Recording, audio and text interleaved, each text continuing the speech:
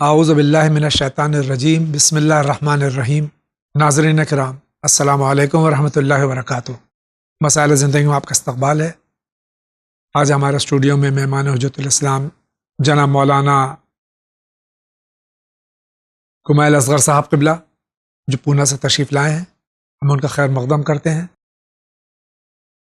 آغا السلام علیکم ورحمۃ اللہ۔ وعلیکم السلام ورحمۃ اللہ وبرکاتہ۔ مزاج بخیر انشاءاللہ۔ الحمدللہ، آپ لوگ کیسے ہیں؟ اللہ کا کرم احسان ہے، ایک عرصے کے بعد آپ سے ملاقات ہو رہی ہے۔ یقیناً تقریباً ہر ایپیسوڈ میں 5 جون سے اب تک جتنے ایپیسوڈ ہوئے ہیں اس میں تقریباً ہر ایپیسوڈ میں ہم ذکر کرتے ہیں اپنے محسن اور خادم قوم حجت الاسلام جناب مولانا احسان حیدر صاحب جوادی پاواسارا کا، کہ جن کی خدمات یوں تو عام طور سے عامت المسلمین کے لیے تھیں، لیکن خاص طور سے چینل ون سے جو ان کا سلسلہ جڑا ہوا تھا، اور جو عظیم نقصان قوم کو ہوا ہے اس سے زیادہ نقصان میں سمجھتا ہوں چینل ون کو ہوا ہے۔ یقیناً چینل ون کے ذریعے سے پوری دنیا میں پیغامات نشر ہوتے ہیں، تو ہمارا ایک عالم اگر دنیا سے چلا جائے تو یہ عظیم نقصان ہے۔ چہ جائے کہ ایسا شخص جس نے اتنی خدمت کی ہو وہ ہمارے درمیان سے اٹھ جائے۔ اور پروگرام سے پہلے بھی آپ سے گفتگو ہو رہی تھی تو آپ نے بھی تذکرہ کیا، خاص طور سے آپ نے کہا کہ ذکر کیا جائے، تو میں گزارش کروں گا کہ پروگرام شروع ہونے سے پہلے آپ ان کے بارے میں کچھ ذکر فرمائیں۔ جی ہاں، عید کے بعد اور ماہ رمضان کے بعد ناظرین کرام سے اور آپ سے پہلی ملاقات ہے، اور یہ ملاقات بھی اس درد بھری کہانی کے بعد ہے کہ جو مولانا احسان حیدر جوادی، جو میرے لیے ایک بڑے بھائی، ایک دوست، ایک ہمدرس اور ایک شفیق بزرگ کی حیثیت رکھتے تھے، اور قوم کے لیے بھی انہوں نے جو خدمات انجام دی ہیں، اس بات کا تقاضا اور حق یہی ہے کہ ان کو ہم مسلسل یاد کرتے رہیں اور ان کو فراموش نہ کریں۔ اور میں بھی ناظرین کو اور چینل ون کو اور تمام ہی ان کے اہل خانوادہ کو ایک بار پھر سے تعزیت پیش کروں گا کہ ابھی ان کا چہلم بھی نہیں ہوا ہے، اور یہ غم بالکل سب کے لیے تازہ ہے۔ اور لیکن اللہ رب العزت کے اوپر ہمارا اعتماد، یقین اور بھروسہ ہے، اور اسی کے سہارے ہمارا ہر کام اور ہر مومن کا ہر کام آگے بڑھتا ہے۔ بے شک اسی میں چینل ون بھی ہے، جس نے روز اول ہی شروعات میں ہی ایک بہت بڑا امتحان دیا کہ جب خود احسان حیدر جوادی صاحب کے والد محترم علامہ سید ذیشان حیدر جوادی علی اللہ مقامہ، جو ہم سب کے سرپرست، قوم کے ایک بہت فعال رکن تھے، اور پوری دنیا میں ان کا نام اور ان کی خدمات روز روشن کی طرح کل بھی آیا تھیں، اور آج بھی ان کی جگہ کو کوئی پورا نہیں کر سکا۔ اس وقت اچانک ان کے اس دنیا سے اٹھ جانے کے بعد بھی یہی مسئلہ پیش آیا تھا چینل ون کے سامنے کہ اب کیا ہوگا، لیکن پروردگار نے، اللہ نے، رب العزت نے راستے بنائے، اور بہرحال یہ سلسلہ اور یہ شجر طیبہ آگے بڑھ رہا ہے، اور یہ سلسلہ روز بروز اس میں اضافہ ہوتا چلا جا رہا ہے۔ انشاءاللہ رب کریم پروردگار جس نے یہ نعمت ہم سے لی ہے، یقیناً وہی اس کی جبران اور اس کی تلافی کرے گا، اور وہی اس کی بہترین ریکوری کرنے والا ہے انشاءاللہ۔ بہت بہت شکریہ آغا، اجازت ہوتا پروگرام بسم شروع اللہ۔ کریں۔ آئیے دیکھتے ہیں سب سے پہلے سوال کہاں سے۔ السلام علیکم جی، میرا نام سید تقی امام عبدی ہے، میں مراد آباد سے اتر پردیش سے بات کر رہا ہوں۔ جی میرا سوال ہے مولانا صاحب سے، جیسے سنی حضرات کے جمعے کی نماز ہر مسجد میں ادا ہو سکتی ہے، تو ویسے ہی شیعہ حضرات کی جو نماز ہوتی ہے جمعے کی، وہ ایک مخصوص دائرے کے باہر، مطلب ایک مسجد سے دوسری مسجد کے بیچ میں دائرہ کچھ جو 5-5.5 کلومیٹر کا ڈسٹینس ہونا چاہیے، نہیں تو نماز ادا نہیں ہوتی ہے۔ تو ایسا کس وجہ سے، تھوڑا سا مولانا تفصیل میں بتا دیں، شکریہ۔ ظاہر ہے کہ علماء جمہور کے نزدیک جو ہے ہر مسجد میں جمعہ ہو سکتا ہے، لیکن مسلک اہل بیت علیہ الصلوۃ والسلام میں 5.5 کلو کا فاصلہ ہونا چاہیے 2 جمعے کے درمیان میں۔ ہمارے بھائی پوچھ رہے ہیں مراد آباد سے کہ ایسا کیوں؟ اصل بات یہ ہے کہ اگر ہم دیکھیں تو ہمیں فلسفہ نماز کو سمجھنا ہوگا کہ فلسفہ نماز، پہلی بات تو یہی ہے کہ نماز فرادہ نہیں ہے۔ اگر آپ مسجد کے پاس رہتے ہیں، مسجد کے پڑوسی ہیں، تو حدیث میں ہے کہ مسجد کے پڑوسیوں یا جہاں تک اذان کی آواز جا رہی ہے ایسے لوگوں کی نماز گھر میں قبول نہیں ہے، بلکہ مسجد میں جا کے نماز پڑھیں۔ تو محلے کی مسجد ہے، بازار کی مسجد ہے، علاقے کی مسجد ہے، تو ہر نماز کوشش ہونا چاہیے کہ نماز جماعت ہو، اور نماز جماعت کے ساتھ ساتھ مسجد میں وہ نماز ہو، یعنی 5 وقت آپ ملتے رہیں محلے کے مومنین سے اور ایک دوسرے کے حالات معلوم کرتے رہیں۔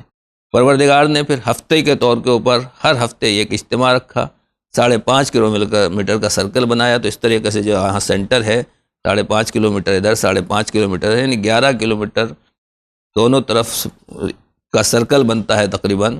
اور اگر بڑا شہر ہے تو ان بڑے شہروں میں جہاں پر ایک ہی نماز جمعہ ہوتی ہے، ہر جگہ کے لوگ ایک ہی نماز جمعہ میں آتے ہیں اور ان کے مسائل کے بارے میں گفتگو کی جاتی ہے۔ خطیب بھی وہی مسائل چھیڑتا ہے اور انہی مسائل پر روشنی ڈالتا ہے جو اس زمانے کے اس حالات کے اہم مسائل ہوتے ہیں۔ پھر یہی سلسلہ آپ دیکھیں کہ اگر مہینے کے اعتبار سے دیکھا جائے تو ماہ رمضان میں کچھ زیادہ رونق ہے، اور پھر سب مسلمانوں کو، پوری دنیا کے تمام مسلمانوں کو حج کے موقع پر ایک جگہ جمع کر دیا جاتا ہے۔ تو پہلے محلے کی مسجد، پھر علاقے کی مسجد، اور پھر تمام جمعے میں تمام مسلمانوں کو جمع ہونا، اور سال میں ایک مرتبہ حج کے موقع پر پورے دنیا کے مسلمانوں کو جمع ہونا۔ اصل میں یہ ہے فلسفہ نماز کہ ہم ایک دوسرے سے ملتے جلتے رہیں، ایک دوسرے سے حالات سے باخبر رہیں، اور جو ایک ہماری مشکلات ہیں وہ امام جمعہ کے وقت امام جمعہ کے پاس اور اپنے امام کے پاس جا کر کہیں جس سے پیش نماز ہے، اور ان مسائل کا حل ان نمازوں میں پیش کیا جائے۔ بہت بہت شکریہ۔ اگلا سوال لیتے ہیں۔ السلام علیکم، میرا یہ سوال ہے کہ میرے کو مائیگرین کی بیماری ہے، تو پھر مائیگرین کی بیماری ایسی ہے کہ پھر اس کو 2-4 گھنٹے کے بعد سر درد شروع ہو جاتا ہے، یا تو پھر وہ آدھا سر درد کرتا ہے تو الٹیاں ہو جاتی ہیں۔ تو ایسے بہت سالوں سے میری یہ بیماری ہے، تو ایسے حالت میں اگر روزے رکھوں گا تو میرا وہ روزہ ٹوٹ جاتا ہے الٹی ہونے سے، نہیں تو اس کے لیے کیا کر سکتے ہیں، بتا سکتے ہیں پلیز؟ اگر ان کو مائیگرین الٹی ہو جاتی ہے اس سلسلے میں ان کا روزہ کا کیا ہے؟ یعنی ان کی بیماری اس کا تعلق واضح نہیں ہے کہ یہ الٹی کتنی مرتبہ ہوتی ہے، تو جیسا کہ آپ نے کہا کہ الٹی اگر آپ جان بوجھ کے کر رہے ہیں، آمدن قے ہو رہی ہے، تو اس سے روزہ ٹوٹتا ہے۔ جی، بدبو آ گئی، کوئی وجہ ہو گئی، اس کی وجہ سے اگر الٹی ہو جاتی ہے، جیسے سر درد کی وجہ سے بتا رہے ہیں، تو اس سے روزہ نہیں ٹوٹتا۔ اگر دن میں 2-4 الٹیاں بھی ہوتی ہیں اور آپ اس کے بعد بھی روزہ رکھ سکتے ہیں، صحت طاقت بدن کی آپ کی ساتھ دے رہی ہے اور اس کے بعد بھی آپ روزہ رکھ سکتے ہیں، تو آپ کو روزہ مکمل ہو جائے گا۔ اس الٹی کی وجہ سے آپ کو روزہ نہیں ٹوٹے گا۔ جیسے کسی نے بھولے سے کھا لیا تو اس سے روزہ نہیں ٹوٹتا ہے۔ دوسری بات یہی ہے کہ اگر پھر بھی آپ الٹی آنے کے بعد اتنی کمزوری ہو جاتی ہے یا درد اتنا بڑھ جاتا ہے کہ آپ روزہ نہیں رکھ سکتے، تو آپ روزہ توڑ دیں ڈاکٹر سے پوچھ کے، اور پھر ماہ رمضان کے بعد جو ٹھنڈے سردی کا موسم ہے اس میں اگر اس کی قضا کر سکتے ہو تو بہتر ہے، اور اگر قضا نہیں ہے تو پھر اس کا فدیہ دینا ہوگا۔ بہت بہت شکریہ۔ اگلا سوال لیتے ہیں۔ السلام علیکم ورحمۃ اللہ وبرکاتہ۔ ہم ممبئی سے بات کر رہے ہیں، اور میرا سوال یہ ہے کہ ابھی انشاءاللہ تعالیٰ 1 ہفتے کے بعد میں عید ہے، لیکن کچھ مومنین جیسے غریب مومنین کی سائڈ میں رہتے ہیں یا باہر رہتے ہیں، تو ہم لوگ اگر جیسے 2-3 دن پہلے اگر فطرہ نکال کر کے یہ نیت رکھا، یا جیسے سپوز ہم لوگ 5,000 روپے ان کو بھیج دیے، اور یہ نیت ہم لوگ کر لیں کہ ہم لوگ کا جو فطرہ ہے وہ اس کے اندر میں اس وقت شامل کر لیا جائے، تو کیا یہ مناسب ہے؟ اگر ہے تو ذرا بتائیے ابھی اس وقت۔ تھینک یو ویری مچ، خدا حافظ۔ کہ رمضان المبارک ختم ہونے سے پیشتر 1 ہفتے پیشتر کیا ہم فطرہ نکال کے دور دراز کے علاقوں میں بھیج سکتے ہیں؟ فطرہ جو ہے وہ عید کا چاند دکھائی دینے کے بعد، چاند ڈکلیئر ہونے کے بعد ہی واجب ہوتا ہے، جی، لہٰذا اس سے پہلے فطرہ نہیں نکالا جا سکتا۔ جیسا کہ انہوں نے بتایا کہ کچھ غربا فقراء جہاں تک فطرہ پہنچانا ہے اس کے لیے وقت درکار ہے، 2-4 دن پہلے، تو اس کا طریقہ علماء نے یہی بتایا ہے کہ آسان راستہ یہ ہے کہ بعنوان قرض جی، آپ ان کو وہ رقم پہنچا دیں جتنا آپ کو دینا ہے، اور پھر جب فطرہ نکلے تو فطرے میں سے وہ جو قرضہ آپ نے دیا ہے ان کی طرف سے وکیل بن کے آپ نیت کر کے اس کو حساب کر لیں، تو ان غریبوں کی عید بھی اچھی ہو جائے گی اور آپ کا فطرہ بھی وقت کے اوپر ادا ہو جائے گا۔ بہت بہت شکریہ۔ اگلے سائل کا سوال لیتے ہیں۔ السلام علیکم، بنگلور سے بات کر رہا ہوں، اعظم گڑھ کے۔ میرا سوال ہے، مجھے شادی ہو کے 7 سال ہوا ہے، آج کا اولاد نہیں ہے، اس کے لیے دعا کیجیے۔ میں خاص طور سے اس بھائی کے لیے اور وہ تمام جو ابھی صاحب اولاد نہیں ہیں ان کے لیے آپ سے گزارش کروں گا دعا۔ بالکل، پروردگار رب العزت سے گزارش ہے اور اس کی بارگاہ میں یہی دعا ہے اس موقع پر بھی اور آئندہ بھی ہم تمام مومنین اور ناظرین بھی آپ کے لیے دعا گو ہیں کہ پروردگار جلد از جلد آپ کو نیک صالح اور محب اہل بیت اور خدمت گزار اسلام اولاد سے نوازے، اور انشاءاللہ آپ کی زندگی میں وہ خوشیاں بھرے کہ جس سے آپ ہمیشہ شاد اور آباد رہیں۔ الہی آمین۔ اگلا سوال لیتے ہیں۔ السلام علیکم جناب مولانا صاحب، خدمت میں میرا یہ سوال ہے کہ نظر، نیاز اور فاتحہ یہ جو ہم لوگ کرتے ہیں اس کی تبرک کا کیا مشرف ہے؟ اور سوال نمبر 2، ہمارا سوال نمبر 2 ہے آل حسن، میر آل حسن اب سے بات کر رہے ہیں۔ نمبر سوال آپ کی خدمت میں ہم نے کیا کہ نظر، نیاز اور فاتحہ جو ہم لوگ کرتے ہیں اس کی تبرک رہتی ہے، اس کا کیا استعمال ہے؟ اور ہمارا سوال نمبر 2 ہے کہ روزے میں جو شیطان قید کر لیے جاتے ہیں تو پھر یہ شیطانات کیسے رہتی ہے؟ لوگ کہ رائے راست رہتے رہتے ہیں، روزہ نہیں رکھتے، کھلے عام کھاتے پیتے ہیں، اور یہ آپ تفصیل سے بیان کریں۔ اور سوال نمبر 3 ہمارا یہ ہے کہ جسے واجب پنجگانہ نماز میں جسے ہم لنگی پہنے ہیں اور نیچے چڈی وغیرہ نہیں پہنے ہیں، تو اپنے تشیع مسلک میں نماز شاید باطل ہوتی یا مقروض ہوتی ہے، اس طرح روشنی ڈال دیں۔ اور حج کرنے جاتے ہیں تو صرف احرام، نیچے چڈی وغیرہ نہیں رہتی، تو کیا وہاں کا حکم الگ ہے، یہاں کا الگ ہے؟ یہ ہمارے سوال ہیں آپ سے۔ السلام علیکم ورحمۃ اللہ وبرکاتہ۔ نظر و نیاز و فاتحہ، اس میں تو ہم قرآن کی آیتیں پڑھتے ہیں صلوات کے ساتھ میں، یہ ایک الگ چیز ہے، لیکن اس کے لیے جو ہم تبرک رکھتے ہیں اور اس کا مصرف کیا ہونا چاہیے، بھائی پوچھ رہے ہیں۔ اس کے لیے ہمارے سامنے سب سے بہترین چیز جو ہے وہ سیرت پیغمبر اور سیرت معصومین علیہ السلام ہے، اور ہم نے یہی دیکھا ہے کہ معصومین علیہ السلام خاص طور سے 7ویں امام، 8ویں امام اور تقریباً سبھی معصومین مولا کائنات، اور اوپر جائیے تو پیغمبر اکرم، ان کا طریقہ یہی تھا کہ جب کبھی بھی دسترخوان بچھاتے تھے تو وہ غریبوں کو مقدم کرتے تھے، فقیروں کو مقدم کرتے تھے، اور یہاں تک روایات میں آیا ہے سیرت میں کہ جب دسترخوان بچھایا جاتا تھا تو امام نے مثلاً جو بھی اچھی چیزیں، اچھے آئٹم تھے وہ اٹھائے اور سینے میں رکھے اور کہا یہ جا کے غریبوں میں تقسیم کر دو، ان کو کھلا دو۔ ہمارے ہاں عام طور سے الٹا ہوتا ہے کہ ہم اچھے آئٹم اپنے لیے رکھتے ہیں اور جو کچھ بچا کچا ہوتا ہے وہ غریبوں کو دیا جاتا ہے۔ بزرگوں نے جو نظر و نیاز کا یہ سلسلہ قائم کیا ہے، اور یہ اسی سیرت کا اتباع ہے کہ جو غریب فقیر اچھا کھانا نہیں کھا سکتے، انہیں ہم کسی عنوان سے بلا بھی نہیں سکتے ہیں، تو امام کا دسترخوان بچھا کر ان کو دعوت دے دی جائے، اور وہ بڑے آرام کے ساتھ، احترام کے ساتھ، بغیر کسی توہین کے اپنے امام کی دعوت کے اوپر اور اس دسترخوان کے اوپر آ کے کھانا نوش فرما لیں، اور ایک بھوکے کو کھانا مل جائے اور ہمیں اس کی دعائیں مل جائیں۔ دوسرا ایک سوال ہے جو اہم ہے میرے نزدیک، جی، کہ ماہ مبارک میں شیطان قید ہو جاتا ہے، یہ تمام عالم اسلام مانتا ہے، اس کے باوجود کچھ لوگ شیطنت کرتے ہیں، جی، اس کی وجہ کیا ہے؟ اس کی وجہ صرف اتنا ہی ہے کہ آج کے زمانے میں مثال میں آپ کو دیتا ہوں کہ موبائل ہر ایک کے جیب میں ہے، اگر آپ نے پہلے سے بیٹری چارج کر لی ہے اور اس کی فل چارجنگ ہے تو وہ جب تک چارجنگ ختم نہیں ہوگی وہ کام کرتی رہے گی۔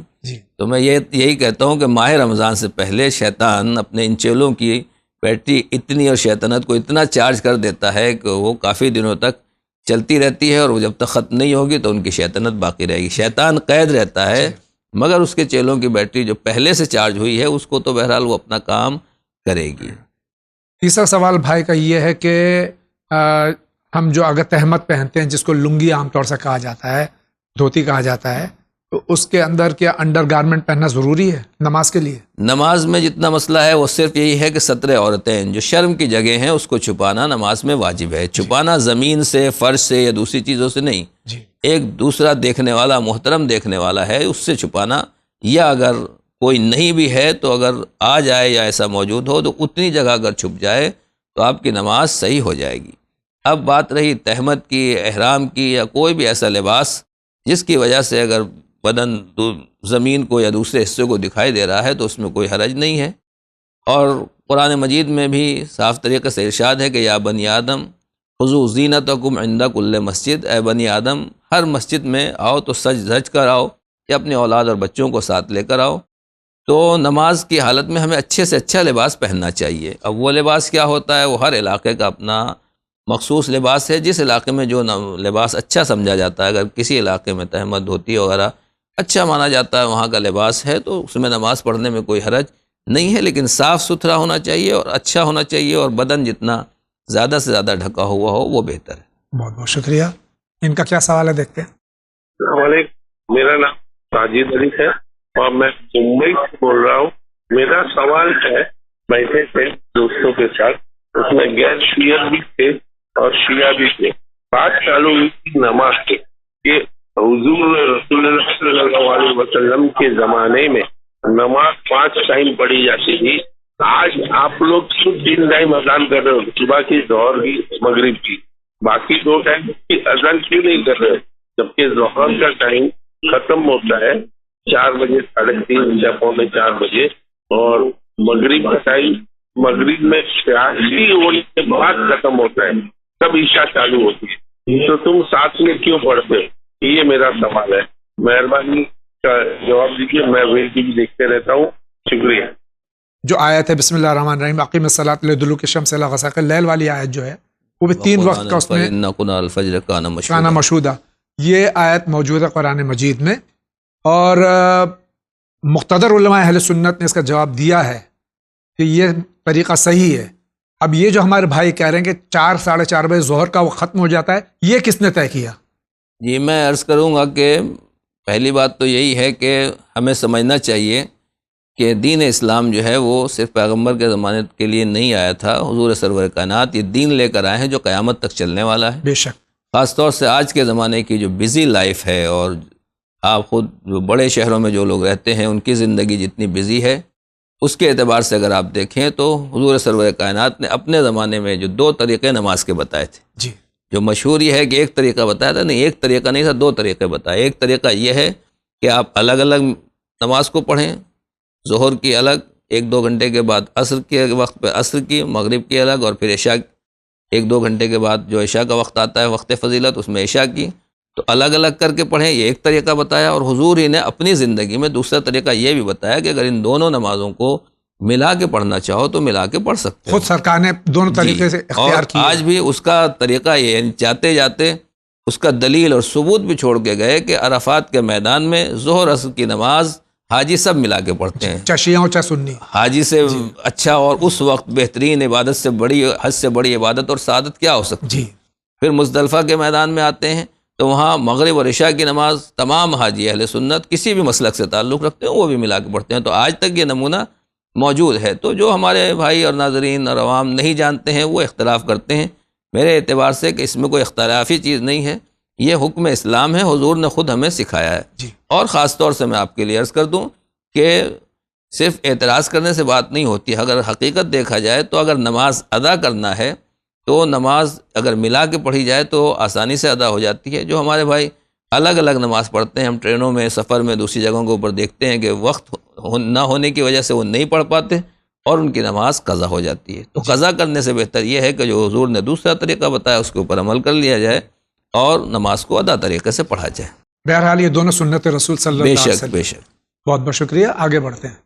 السلام علیکم جی، میرا نام بلال ہے اور میں احمد آباد سے بول رہا ہوں، اور مجھے یہاں گجرات کے سول کینسر ہاسپٹل میں ڈاکٹر نے کینسر بتایا ہے، تو مطلب اللہ تعالیٰ ایسا کہتے ہیں کہ اللہ تعالیٰ نے بندے کی آزمائش لیتا ہے، تو اللہ تعالیٰ آج آزمائش لے رہا ہے، تو کل کیا جنت میں عالی مقام ملے گا یا نہیں؟ جی اس کا جواب دیجیے، شکریہ، اللہ حافظ۔ پہلے تو میں خاص طور سے بھائی بلال آپ کے لیے اور تمام وہ افراد جو کہ ایسے امراض میں یا کسی بھی مرض میں مبتلا ہیں ان کے لیے دعا گو ہوں کہ اللہ تعالیٰ محمد اور آل محمد علیہ السلام کے صدقے میں ان کو صحت کلی عطا فرمائے۔ اللہ آمین۔ لیکن یہ مرض ایسا ہے کہ ہر 10ویں آدمی کو سنیے آپ، تو یہ آج عام ہوتا جا رہا ہے، جو وجہ بھی اس کی رہی ہو۔ بھائی اس سلسلے میں پریشان ہیں کہ اللہ آزمائش لیتا اور ایسے امراض میں انسان مبتلا ہوتا ہے تو کیا ان کے لیے مغفرت اور آسانی ہے؟ جی آپ نے مغفرت کی بات کی، لیکن میں مغفرت سے پہلے صحت کی دعا کروں گا. جی.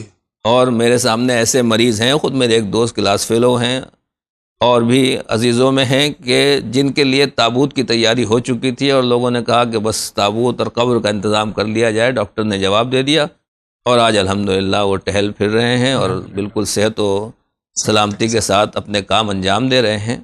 تو ایسا نہیں ہے کہ ہم فوراً ادھر کی تیاری کرنا شروع کر دیں. انسان کو اپنے اوپر کانفیڈنس ہونا چاہیے، آپ کے اندر وہ ویل پاور، وہ طاقت ہو، وہ خود کے اوپر بھروسہ اور اعتماد ہو کہ آپ اس بیماری سے لڑیں، اور انشاءاللہ پروردگار صحت دینے والا ہے. ہر طرح کی بیماری کے بیماروں کو شفا ہوتے ہوئے میں نے دیکھی ہے. تو پہلے تو یہی دعا ہے آپ سے کہ خدا سے آپ کے لیے کہ پروردگار آپ کو صحت کامل عطا کرے، اور اس طرح کے جتنے بھی مریض ہیں رب کریم پروردگار ڈاکٹروں کو، ریسرچ کرنے والوں کو اس دوا تک پہنچا دے، یا اگر دوا پہنچ چکی ہے اور معلوم ہو چکی ہے تو اس کو منظر عام پر لانے کی ان کو توفیق دے کہ یہ تمام مریض صحت یاب ہو جائیں.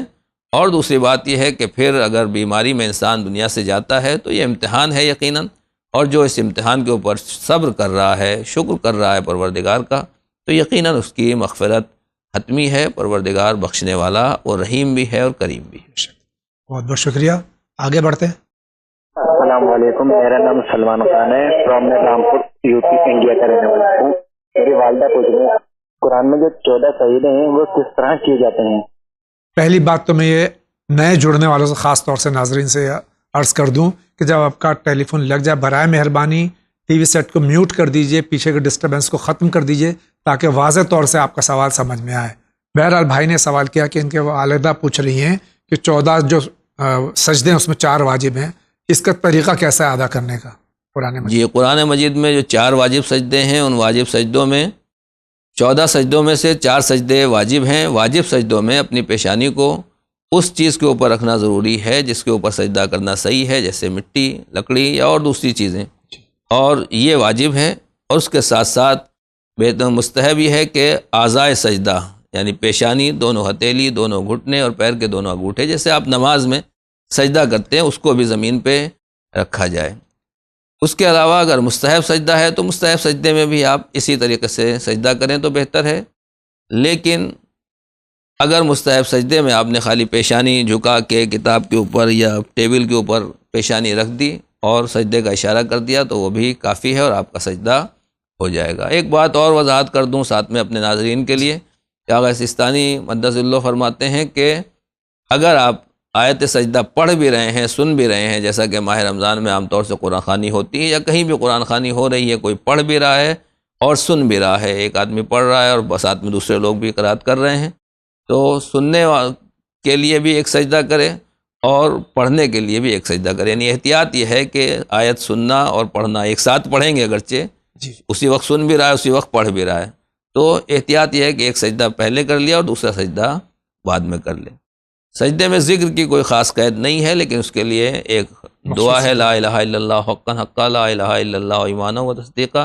اگر یہ دعا پڑھے تو اور بہتر ہے. ایک اور وضاحت فرما دیں کہ ٹی وی سیٹ پہ اگر یہ آیت سجدہ واجب آ گئی تو اس وقت دیکھنے والے کے لیے کیا ہے؟ جی اگر ٹی وی سیٹ کے اوپر آیت سجدہ آ رہی ہے، تلاوت قرآن چل رہی ہے، اگر یہ لائیو ہے براہ راست، اگر کوئی قاری پڑھ رہا ہے، لائیو نشر ہو رہی ہے تو سننے والے کے اوپر سجدہ واجب ہوگا، اور اگر لائیو نہیں ہے، ریکارڈنگ چل رہی ہے تو پھر آپ کے اوپر سجدہ واجب نہیں ہے. لیکن پھر بھی اخلاقی اور خدا کی بندگی کا تقاضا یہی ہے کہ یا تو ہم اس وقت اس کو آواز کو ختم کر دیں، کم کر دیں، اور اگر سن لیا ہے تو ایک سجدہ اگر کریں گے تو اس سے بہتر عبادت نہیں ہے. ہمارے امام سجاد علیہ الصلوۃ والسلام ہر نعمت ملنے کے اوپر، ہر بلا ٹلنے کے اوپر، کچھ بھی ہوتا تھا امام فوراً سجدے میں جاتے تھے. تو جتنا انسان سجدہ کرے گا اتنا ہی زیادہ اس کے لیے بابرکت ہے. بہت بہت شکریہ. آگے بڑھتے ہیں. میرا نام ضمیر ہے اور میں کولہاپور مہاراشٹر سے بول رہا ہوں. مجھے 2 لڑکیاں ہیں جڑوا، اور ان سے حقیقی کا کھانا کرنا ضروری ہے. اگر ہے تو 2 بکروں کی قربانی دینی پڑتی ہے، اور اگر ہمیں 2 بکروں کی قربانی دینے کی حیثیت نہیں تو اس کے بدلے ہمیں کیا کرنا چاہیے؟ یہ عقیقہ جو ہے تو مستحب ہے، سنت مؤکدہ ہے اس میں، لیکن بہرحال کرنا بہت بہتر ہے. ان کی 2 بچیاں اور حالات ایسے نہیں کہ 2 قربانیاں کریں تو کیا یہ قربانی پہ اکتفا کر سکتے ہیں؟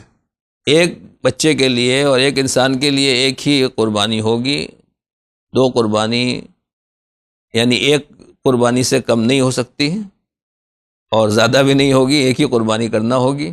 اب اگر ان کے حالات نہیں ہیں تو بہتر یہ ہے کہ جس کی طرف سے، بڑے کی طرف سے فی الحال قربانی کر دیں، عقیقہ کرا دیں۔ جب انشاءاللہ سال دو سال کے بعد حالات ہوتے ہیں، کیونکہ مستحب ہے اور اس میں وقت کی کوئی کمی نہیں ہے، وقت کی گنجائش پائی جاتی ہے، تو اس وقت پھر دوبارہ وہ عقیقہ کر دیں گے تو اس کا عقیقہ بھی ہو جائے گا اور یہ ثواب ان کو مل جائے گا انشاءاللہ۔ اگلا سوال۔ السلام علیکم، میں لاتور سے شیخ فاروق بات کر رہا ہوں۔ میرا سوال یہ ہے کہ زکوٰۃ جو ہے وہ اپنے قریبی رشتے دار کو یا کس کے اوپر اس کو دے سکتے ہیں اپن زکوٰۃ کے بارے میں؟ زکوٰۃ جو ہے اپنے قریب ترین رشتہ داروں کو دے سکتے ہیں کیا؟ زکوٰۃ صرف مستحق کو دی جاتی ہے، جی، اور مستحق اس کو کہا جاتا ہے جس کے پاس سال بھر کا خرچ نہ ہو، اور ظاہر سی بات ہے یہ مسئلہ بھی تقریباً سب کو معلوم ہے، معلوم ہونا چاہیے کہ زکوٰۃ کا تعلق عام طور سے غیر سادات سے ہے، یہ بھی تمام شرائط کا خیال رکھنا، لیکن اصل بات جو انہوں نے پوچھی ہے وہ یہی ہے کہ غریب اگر ہے تو اس میں جو قریب ترین رشتہ دار ہیں یقیناً ان کا حق زیادہ ہے۔ اسلام یہی کہتا ہے کہ انسان پہلے اپنے قریب ترین رشتہ داروں کا خیال رکھے، پھر آس پڑوس والوں کا، جو بھی جتنے بھی آپ سے قریب ہیں ان کا خیال رکھا جائے، پھر دور والوں کو کی نوبت آتی ہے۔ تو اگر مستحق ہیں، سال بھر کا خرچہ نہیں ہے، غربت ہے اور وہ خرچہ پورا نہیں ہو رہا ہے، پوری انکم ان کے لیے کفایت نہیں کرتی ہے، تو ان کو دی جا سکتی ہے۔ بہت بہت شکریہ۔ آپ کا کیا سوال ہے، فرمائیے۔ السلام علیکم مولانا، میں یہ پوچھنا چاہ رہا تھا کہ ہماری بیگم جو بار بار اس بات پہ زور دیتی ہیں کہ امور خانہ داری پہ آدھا کام مطلب ہاتھ بٹایا کریں ہمارا، جیسے ہم جو کہ نام ہے جھاڑو لگا رہے ہیں تو آپ جو کہ نام ہے برتن دھوئیں، اگر ہم کپڑے دھو رہے ہیں تو آپ کہنا روٹی بیل لیں، ہم جو کہ نام ہے ادھر رکھی پتیلا، چائے بنائی تو آپ جو کھانا بنائیں، تو یہ مطلب صحیح رہے گا؟ مطلب یہ شرن جو کیا نام ہے یہ بات صحیح ہے؟ یہ جو کیا نام ہے یہ پورا جو کیا نام ہے پھر ذمہ داری ہم ہی لے کے لیں؟ تفصیل سے بنائیں، بہت مہربانی ہوگی مولانا۔ السلام علیکم۔ ابھی ہمارے بھائی پوچھ رہے ہیں کہ گھر میں اگر گھر کے کام کاج میں اگر بیوی کا ہاتھ بٹا دیا جائے تو اس میں انانیت کو مرد کی کوئی دھبا لگ جائے گا یا کوئی کمی آ جائے گی مردانگی میں؟ پہلی بات تو یہ ہے، دیکھیے انصاف کی بات ہونا چاہیے کہ انہوں نے جو ہم سے مسئلہ شرعی پوچھا ہے جی، کہ اس میں دین کیا کہتا ہے، شریعت کیا کہتی ہے۔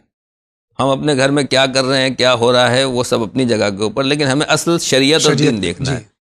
سیرت رسول اکرم یہی ہے کہ جب شہزادی کی شادی مولا کائنات سے کی تو آپ نے فرمایا کہ گھر کا کام فاطمہ کے ذمہ ہے اور گھر سے باہر کا کام علی کے ذمہ ہے۔ تو اس کا مطلب یہ کام بانٹ دیا، سرحد بانٹ دی کہ گھر کے کام عورت کو کرنا ہے اور گھر سے باہر کے کام مرد کو کرنا ہے۔ تو اصل شریعت اور اصل دین اور سنت پیغمبر تو یہ ہے، حکم پیغمبر یہ ہے، لیکن اس کا مطلب یہ نہیں ہے کہ اگر باہر کے کام مرد سے نہیں ہو پا رہے ہیں، آپ کے اوپر زیادہ بوجھ ہے تو عورت گھر سے باہر جا کے سامان نہیں لا سکتی، یا اگر گھر میں خاتون کے اوپر وقت زیادہ کم ہے، بچے ہیں یا دوسری ذمہ داری ہے، مہمان آ گئے اور وہ اکیلا کام سنبھال نہیں پا رہی ہے، کوئی مددگار بھی نہیں ہے، تو ہمیں گھر کا کام نہیں کرنا ہے۔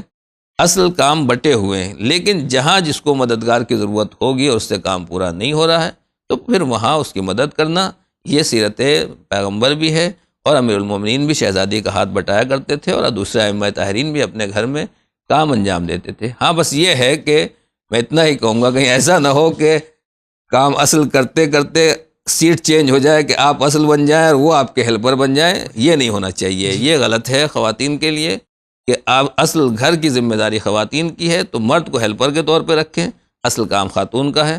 گھر سے باہر اصل کام مرد کا ہے، خاتون وقت ہیلپر کے طور کے اوپر وہاں کام کر سکتی ہے۔ کام آج کے زمانے میں الٹا ہو گیا ہے کہ باہر کے کام سب کے سب خواتین کے حصے حوالے کر دیے ہم نے، اور وہاں ہم ہیلپر کے عنوان سے دکھائی دیتے ہیں مرد لوگ، اور گھر میں اصل کام مردوں کے ذمہ ہو گیا ہے اور خاتون جو ہیں وہ آرام سے ہیلپر کے طور پر دکھائی دیتی ہے۔ بہت بہت شکریہ۔ اگلا سوال لیتے ہیں۔ جی السلام علیکم، ناگپور مہاراشٹر سے غلام حسین بات کر رہا تھا۔ جناب علی سے گزارش ہے کہ سورہ ابراہیم کی 5ویں آیت میں ارشاد ربانی ہو رہا ہے کہ وَلَقَدْ أَرْسَلْنَا مُوسَىٰ بِآيَاتِنَا أَنِ اخْرُجْ قومک من الظلمات الی النور وذکرہم بایام اللہ۔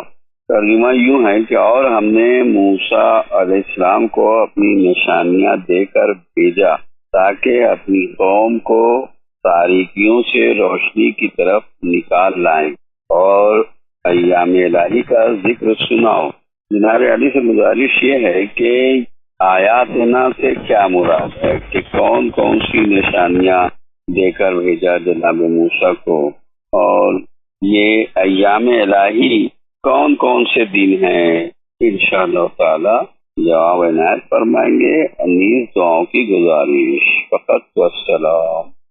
یہ آیاتنا اور ایام کے جس سلسلے میں حضرت موسیٰ علیہ السلام سے ذکر الہی ہے، اس کا مطلب جانیں۔ جناب موسیٰ کو پروردگار نے دو طرح کی نشانیاں یا معجزات دیے۔ نشانیوں سے مراد وہی معجزات ہیں، ایک وہ معجزہ ہے، کچھ معجزات وہ ہیں جو فرعون کے مقابلے کے لیے دیے گئے، جی، اور کچھ معجزات وہ ہیں جو قوم کی ہدایت کے لیے بعد میں قوم کے لیے دیے گئے۔ تو ان کی تعداد قرآن مجید میں بھی کافی تفصیل سے ہے، صرف مختصر اس کا جواب یہ ہے کہ ید بیضا جو آپ کا ہاتھ چمک رہا تھا، وہ آپ نے فرعون کو دکھایا، اور عصائے موسیٰ، جناب موسیٰ کا جو عصا تھا جو اژدہا بن جاتا تھا، یہ فرعون کے لیے، اور اسی طریقے سے ان کا تابوت مثلاً آیا، یہ سب بھی اسی میں شامل ہے، لیکن اصل یہی عصا اور ید بیضا ہے۔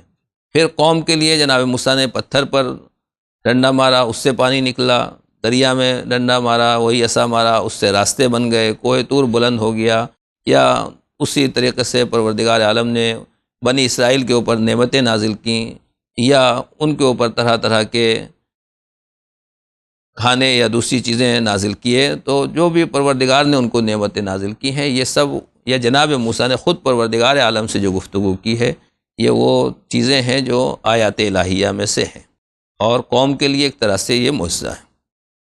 ایام اللہ سے جو مراد انہوں نے بتایا ہے کہ ایام اللہ سے مراد ہر وہ دن ہے جس کا تعلق اللہ سے ہو۔ جیسے کسی آدمی کی برتھ ڈے منائی جاتی ہے تو اپنے برتھ ڈے کے دن، یوم ولادت کے دن وہ خوش ہوتا ہے، یا جب دنیا سے گزر جاتا ہے تو اس کی یاد منائی جاتی ہے۔ تو ہر وہ دن جو ہمیں خدا کی یاد دلا دے وہ ایام اللہ ہے۔ اگرچہ سب دن اللہ کے بنائے ہوئے ہیں اور سب ایک جیسے ہیں، لیکن کسی دن کوئی خاص اللہ نے نعمت نازل کی، کوئی واقعہ ہوا، جیسے بعثت پیغمبر ہے، شب برات ہے، شب قدر قرآن مجید نازل ہوا، تو یہ سب ایام اللہ میں آئیں گے۔ یا کوئی اہم واقعہ ایسا ہوتا ہے کہ جو غم کا واقعہ ہے، کبھی عذاب بھی نازل ہوا ہے، تو کیونکہ اس کی وجہ سے انسان خدا کی طرف متوجہ ہوتا ہے، وہ سب بھی ایام اللہ میں ہے۔ البتہ احادیث میں یعنی اصل تو مراد یہی ہے، لیکن 3 دنوں کو خاص طور سے اس میں کوٹ کیا گیا ہے کہ ایک ظہور حضرت امام زمانہ جل اللہ تعالیٰ فرجہ الشریف کا دن، یوم رجعت یا یوم موت، جس دن انسان مرتا ہے وہ، اور روز قیامت۔ یہ 3 دن ایام اللہ میں خاص طور سے ہیں، یعنی ان دنوں میں تو انسان کو اپنے خدا کو یاد کرنا ہی کرنا ہے، اور پروردگار کی طرف انسان کا رجوع ہوگا۔ بہت بہت شکریہ۔ اگلا سوال۔ السلام علیکم ورحمۃ اللہ وبرکاتہ۔ میں جینڈ کے جموں اینڈ کشمیر سے بول رہا ہوں، میرا نام الطاف تنویر ہے۔ تو یہاں ہم ماگام بڑگام میں رہتے ہیں، یہاں پہ جامعہ مسجد کا ایک مسئلہ پیش آیا ہے کہ جامعہ مسجد ماگام جو ہے، یہ کچھ ماگام کے لوگوں کی پرسنل وجوہات سے بند پڑی ہے۔ تو اس میں سے اب جو ہم سیدھے سادے لوگ ہیں، جو لوگ نماز پڑھنا چاہتے ہیں، تو ان کو نماز کیا گھر میں آ سکتی ہے کہ نہیں؟ اور یہاں پہ جو جمعہ پڑھا جاتا ہے، جمعہ کی نماز وہ 2 جگہ پڑھی جاتی ہے، ایک تو ایک گروپ کے پاس پڑھی جاتی ہے، دوسرا گروپ پڑھتا ہے۔ تو جس کو اب جو حقیقتاً میں جمعہ نماز ادا کرنا چاہتا ہے، تو اس کے لیے آپ کو کی رائے جاننے کے لیے ہم نے فون کیا کہ ہم کہاں جائیں، کیونکہ وہ جو ڈسٹینس آف دیز ٹو جمعہ which has been prayed by those people is so close to each other. So in these conditions, what can we have to do to pray the Jummah namaz? So that will be your great kindness. Thank you. Assalamu alaikum warahmatullahi wabarakatuh. Allahumma salli ala Muhammad.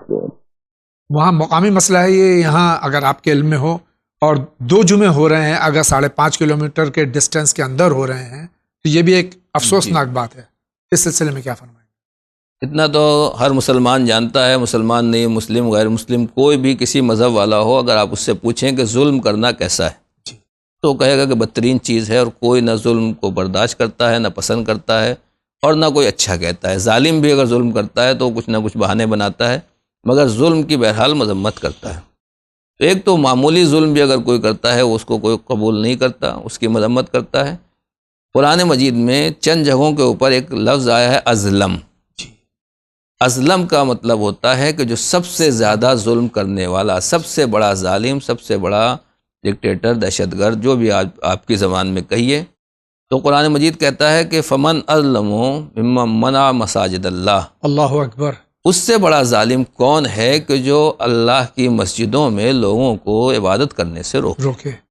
اب یہ پارٹیوں میں کون سچ ہے کون غلط ہے یہ تو فیصلہ وہیں والے لوگ کریں گے، لیکن مسجد اللہ کا گھر ہے، اس میں کسی کو تالا لگانے کا یا کسی کو روکنے کا حق نہیں ہے.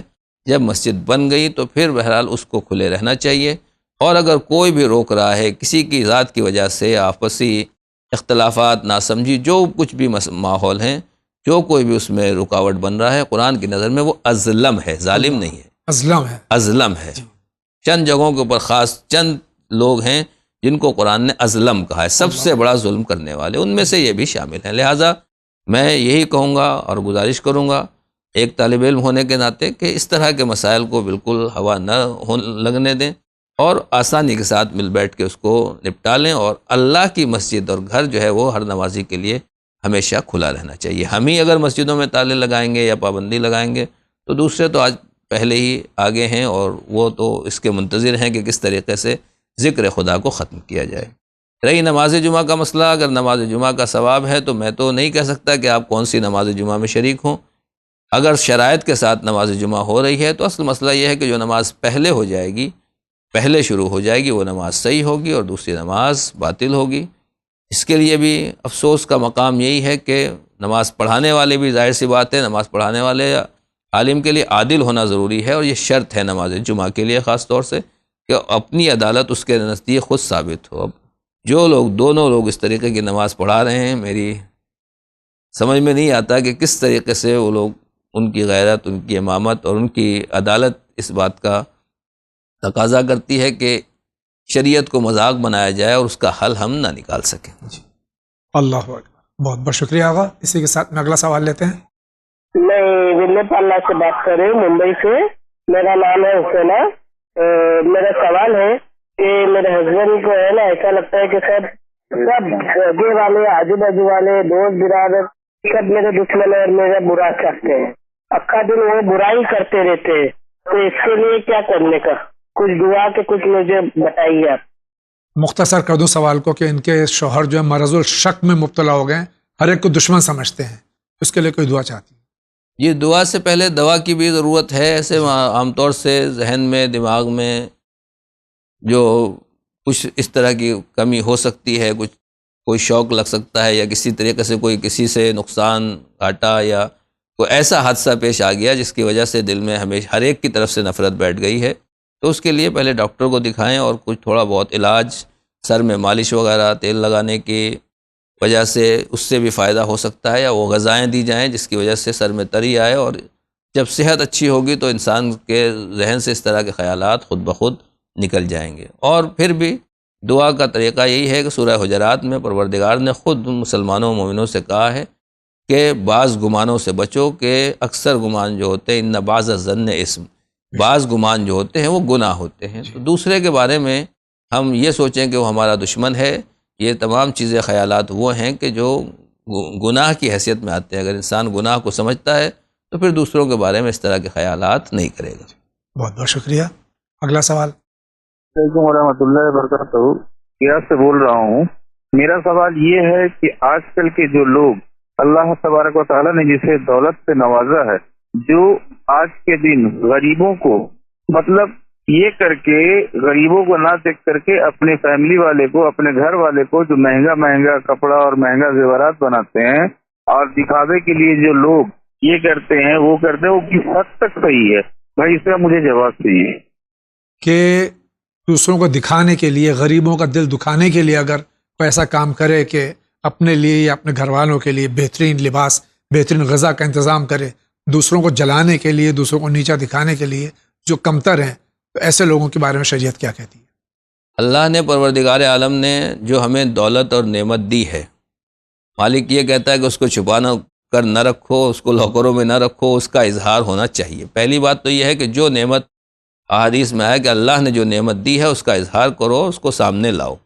لیکن سامنے لانے کے دو طریقے ہیں۔ ایک طریقہ یہی ہے کہ ٹھیک ہے، پروردگار نے یہ نعمت دی ہے، پیسہ دیا ہے، تو اچھا کپڑا، اچھا لباس، اچھا کھانا، اچھی گاڑی آپ کا حق ہے اور آپ کی شان ہونا چاہیے کہ جس اسٹینڈرڈ اور جس شان کو اللہ نے آپ کے شامل حال کیا ہے اس شان کے مطابق آپ زندگی گزاریں۔ لیکن اس کے ساتھ ساتھ آدمی اس شان کی وجہ سے دوسروں کو ڈاؤن کرے، وہ شریعت میں اور دین میں کسی طریقے سے صحیح نہیں ہے۔ اور اگر اس نیت کے ساتھ کوئی ایسا کام کرتا ہے، خدا نخواستہ اس کے ذہن میں خناس ہے، تو پروردگار کبھی حالات بدل بھی سکتا ہے اور معاملات الٹ بھی سکتے ہیں، لہٰذا اس دن سے بھی بچنا چاہیے، پرہیز کرنا چاہیے۔ جیسے دنیا میں آئے دن ہوتا رہتا ہے کہ جو شائننگ کرنے والے بڑے بڑے رائل فیملیاں، اور ابھی کچھ دن پہلے کچھ شہزادے ایک ہوٹل میں قید تھے، تو یہ دنیا کے حالات ہیں، کبھی بھی بدل سکتے ہیں، لہٰذا غریبوں کا دل رکھنا چاہیے۔ اور اس کی سیرت پیغمبر میں اور سیرت معصومین علیہ السلام میں ہمیں یہ ملتا ہے کہ اس کا طریقہ یہی ہے کہ ہم بھی اگر اللہ نے ہمیں حالات دیے ہیں، اور دعا میں بھی ماہ رمضان میں ہم اللہ سے یہ دعا کرتے رہے کہ پروردگار جو تو نے ہمیں حالات بہتر دیے ہیں، ماہ شعبان کی دعا ہے صلوات شعبانیہ میں کہ پروردگار جو تو نے مجھے اچھے حالات دیے ہیں تو مجھے توفیق دے کہ میں غریبوں کو بھی اس میں شامل کر سکوں اور ان کو بھی اپنے قریب کر سکوں۔ مثلا گاڑی آپ کو اچھی دی ہے، کسی غریب کو آپ جاتے ہوئے دیکھتے ہیں تو اس کو اپنی گاڑی میں بٹھا لیجئے، یا کپڑے آپ کے پاس ہیں تو اگر ایک جوڑا کپڑا کسی غریب کو آپ دے سکتے ہیں تو اگر ان کو شریک کر لیا جائے تو ان کی دعائیں بھی مل جائیں گی اور انشاءاللہ اس میں اللہ برکت دے گا۔ بہت بہت شکریہ آغا۔ اگلا سوال لیتے ہیں۔ میرے بیٹے کا نام ہے علی اور وہ 19 سال کا ہے، اس کا تھوڑا دماغی پرابلم ہے، تو بول نہیں سکتا اور روزہ رکھ رہا ہے ابھی، تو نماز نہیں پڑھ سکتا، تو اس کا روزہ ہوگا کیا؟ یہی جاننا تھا مجھے۔ تھینک یو، خدا۔ بچہ 19 سال کا ہے اور دماغی طور سے کمزور ہے، مینٹلی ڈسٹرب ہے، لیکن روزہ رکھتا ہے، نماز نہیں پڑھ پاتا ہے۔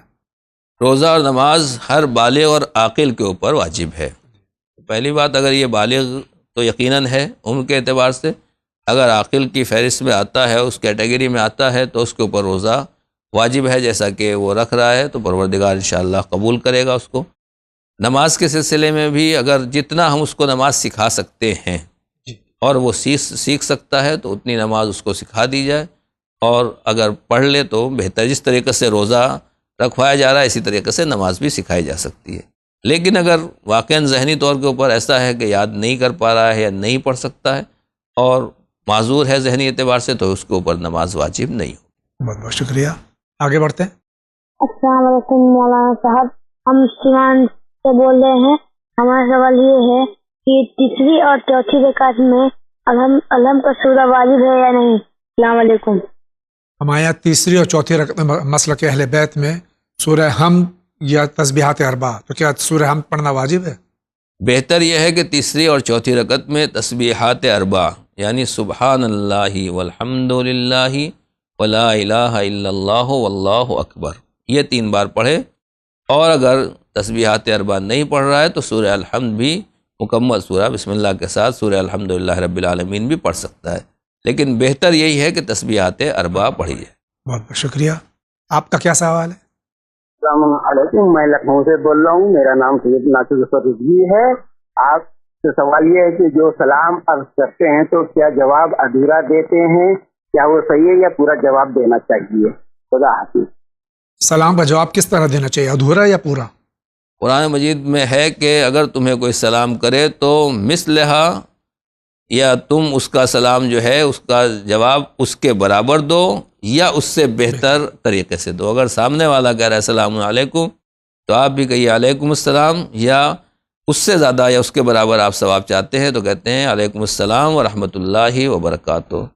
افسوس یہ ہے کہ بہت سی چیزوں میں ہم لوگ ہمارے پاس وقت بہت ہوتا ہے، لیکن جب سلام یا دین کی بہت چیزیں ہوتی ہیں تو اس میں انسان بہت شارٹ کٹ میں جاتا ہے اور کنجوسی کرتا ہے. جی کنجوسی کرتا ہے، اور ہمارے پاس وقت نہیں ہوتا. اس میں سے ایک سلام بھی ہے جو مظلوم ہے، جبکہ سلام نام پروردگار ہے، اللہ رب العزت کا نام ہے، یا سلام و یا مہیمن. تو جتنا بھی احترام سے عزت سے اس لفظ کو ہم استعمال کریں گے اور اس کو بلند آواز سے جو اس کی تاکید کی گئی ہے اس پر عمل کریں گے اتنا بہتر ہے. بہت بہت شکریہ. آپ کا کیا سوال ہے، فرمائیے. السلام علیکم، میرا نام چھوٹو خان ہے اور میں جے پور سے بول رہا ہوں. میرے کو مولانا صاحب سے یہ سوال پوچھنا ہے کہ میرے ایک 50 سال پہلے پہلا بچہ ہوا تھا، وہ 6 مہینے کا ہو گیا، اس کا انتقال ہو گیا تھا. ایک بچے کا 3 سال کی ہو کر کے انتقال ہو گیا تھا. معصوم کے لیے اس والے سوال کیسے کریں؟ ان کے 2 بچوں کا انتقال ہوا، ایک 6 مہینے کا تھا، ایک 3 سال کا تھا. تو ان کا ایصال ثواب کے سلسلے میں پوچھ رہے ہیں. ایصال ثواب کا مطلب یہ ہے کہ وہ آدمی جس کی بخشش کا امکان نہ ہو یا بخشش کا امکان بھی ہے پھر بھی اس کے درجات کی بلندی کے لیے ہم اس کے روح کو ثواب پہنچاتے ہیں تاکہ پروردگار اس کے گناہوں کو معاف کر دے اور اس کے درجات کو بلند کر دے. بچے جو ہیں ان کو ایصال ثواب کی ضرورت نہیں ہے، بلکہ حدیث کے مطابق وہ خود ہمارے لیے ایصال ثواب کی منزل رکھتے ہیں کہ اگر ماں باپ کی زندگی میں کوئی بچہ دنیا سے چلا جاتا ہے تو وہ روز قیامت جنت کے دروازے کے اوپر جنت سے پہلے گلدستہ لیے ہوئے یا اس شکل میں ماں باپ کا استقبال کرتے ہوئے دکھائی دیں گے. تو در حقیقت وہ خود ہمارے لیے باعث مغفرت ہیں، باعث بلندی درجات ہیں. تو میں ان سے یہی کہوں گا کہ آپ ان کو ایصال ثواب کرنے کے بجائے پروردگار کا اس کے اوپر شکر کرتے رہیں، صبر کرتے رہیں کہ خدا نے جو نعمت دی تھی وہ واپس لی ہے، تو آپ اس پہ راضی رہیں. تو انشاءاللہ یہی روز قیامت آپ کی مغفرت کا ذریعہ بنیں گے انشاءاللہ. اگلے سائل کا سوال. میرا نام شان حیدر ہے اور میں یو پی بجنور سے بول رہا ہوں.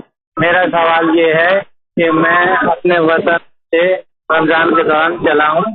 رمضان سے متعلق ہے میرا سوال، اور میرا سوال یہ ہے کہ میں گھر سے 12 بجے چلا ہوں تو میں نے سحری کھائی ہے اور میرا روزہ جو ہے قضا ہو جائے گا یا نہیں، کہ مجھے سفر کرنا ہے 24 گھنٹے کا، تو اس دوران مجھے نماز بھی قضا ہو جائے گی، نماز بھی نہیں پڑھ پاؤں گا. تو اس دوران مجھے یہ بتانا ہے کہ میرا روزہ رہے گا یا نہیں.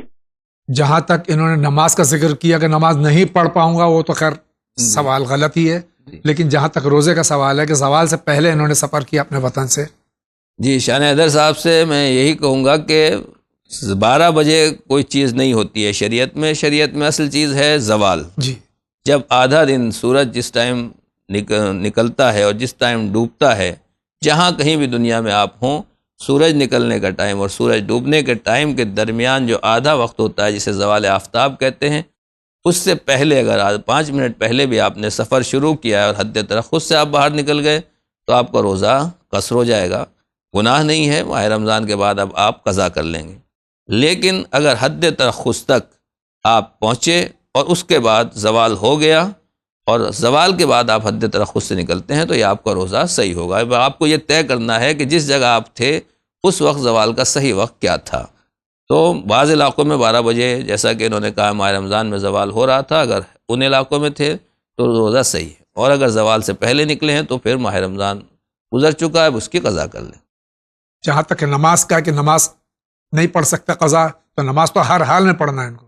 جی جیسے سفر کر رہے ہیں، اب یہی بعض لوگوں کے ذہن میں یہ ہے کہ ہماری سفر میں نماز نہیں ہوتی، جا کے منزل پر پڑھ لیں گے. میں آپ سے یہی کہوں گا کہ بیٹھ کے پڑھ سکتے ہیں، کھڑے ہو کر پڑھ سکتے ہیں، سواری ہے، بس ہے، جس چیز سے بھی آپ سفر کر رہے ہیں کہیں نہ کہیں اتنا وقت نکالیے اور اس میں کوشش کیجئے. شرم اور حیا کی کوئی بات نہیں ہے. جیسے کھانا کھاتے ہیں، دوسرے کام ہم سفر میں انجام دیتے ہیں، اسی طریقے سے نماز بھی ادا کی جا سکتی ہے، اس کو قضا نہیں کیا جا سکتا. بہت بہت شکریہ. اگلا سوال. السلام علیکم مولانا صاحب، میں کائنات فاطمہ سیوان سے بول رہی ہوں. میرا سوال یہ تھا کہ مولانا صاحب جو شب برات میں جو قبر پہ جو یہ مٹی چڑھاتے ہیں تو کیا وہ مٹی چڑھانا چاہیے؟ تو پلیز مولانا صاحب مجھے اس سوال کا جواب چاہیے. خدا حافظ. ہر جگہ کے الگ الگ رسومات ہیں.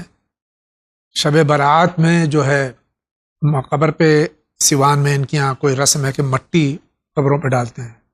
اتنا ہے حکم شریعت یہ ہے کہ دفن کرنے کے بعد چاروں کونوں کے اوپر کوئی نشانی اور علامت لگا دی جائے جس سے یہ معلوم رہے کہ مرنے والے کی یہ قبر ہے۔ تو بظاہر جو رسم ہے وہ یہ ہے کہ اگر قبر برابر ہو گئی ہے، اس کا نشان مٹ گیا ہے، تو تھوڑی بہت مٹی ڈال دی جاتی ہے تاکہ نشان قبر معلوم رہے۔ اگر اس حد تک ہے اور اس کام کے لیے ہے تو اس میں کوئی حرج نہیں ہے، آپ قبر کا نشان باقی رکھ سکتے ہیں، اور اچھا بھی ہے، ماں باپ خاص طور سے ان کی قبروں کا نشان باقی رہنا چاہیے، ایسی علامت رہنا چاہیے، یا ایسی قبر اس طرح سے قبر رہے کہ وہ مٹنے نہ پائے، اور آپ جب بھی کبھی بھی جائیں تو وہاں فاتحہ اور ایصال ثواب کر سکیں۔ بہت بہت شکریہ۔ ناظرین کرام، اسی کے ساتھ جا رہے ہیں بہت ہی مختصر سے بریک پہ، لیکن آپ کہیں نہیں جائیے، ابھی حاضر ہوتے ہیں، باقی سوالات آگے خدمت پیش کریں گے۔